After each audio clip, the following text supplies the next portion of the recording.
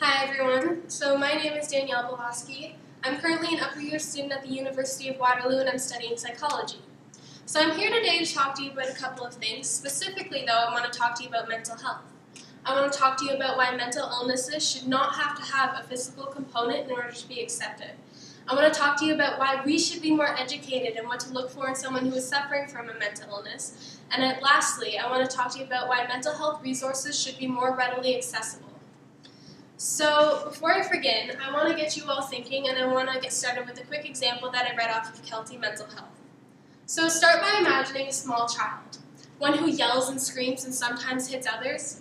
Without knowing anything else about this child, you're probably assuming that this child is just like a bad seed. But now, I want you to imagine that this child has a brain tumor, one that affects the way he thinks and feels and controls his body and emotions. Did your opinion of this child just change? But now, instead of a brain tumor, I want you to imagine this child as having a mental disease, such as ADHD, anxiety, or a mood disorder. Did your opinion change again? According to the Canadian Mental Health Association, 20% of Canadians will personally experience a mental illness in their lifetime. That's a big number. So moving on from here, let's go right into my first point. Mental illnesses should not have to have a physical component in order to be accepted. You can't just look at someone and say they have a mental illness in the same way that you can look at a scraped knee. It's not so easily seen. According to the 5th edition of Abnormal Child Psychology, some symptoms of ADHD are the inability to have sustained attention and hyperactivity. But you cannot just look at someone and say, oh yes, this person has a mental illness. We need to dig a little deeper than that.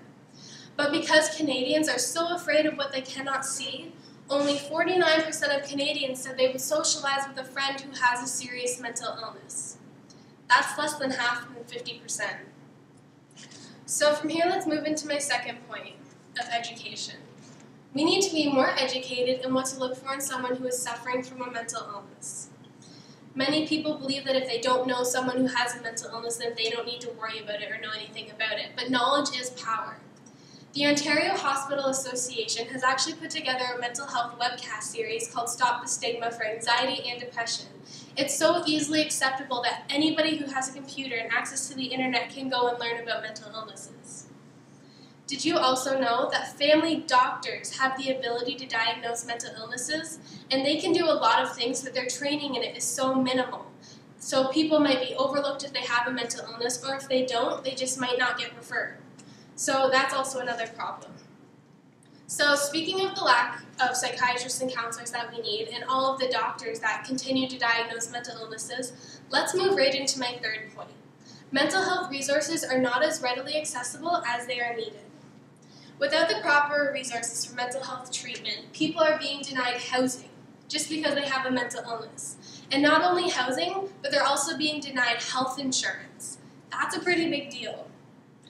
According to the Jack Project, 1 in 5 Canadians has a mental illness. And not only 1 in 5 Canadians have a mental illness, but only 1 in 5 Canadians seek treatment for mental illnesses. So, another reason why mental health resources need to be more readily available is because only 4% of medical research funding is going towards mental illnesses. And I know that everyone thinks that they're doing their part every year by hashtagging Bell Let's Talk and donating 5 cents. But it's not enough. But I know it and I can see it around. People are becoming more aware of mental illnesses and it's starting to make a difference. But we still need to continue to try. So I've talked to you today about why mental illness shouldn't have to have a physical component in order to be accepted. Why we need to be more educated in what to look for in someone who is suffering from a mental illness. And finally, that mental health resources aren't as readily available as they are needed. So I want to leave you with this thought. My younger brother suffers from ADHD, but you'd never even know it, as long as he has the proper help and treatment. So CTV said this really good quote once, and they said, "Shame is not a disease, but when it prevents mental health sufferers from seeking help, the consequences can be just as bad." Thank you.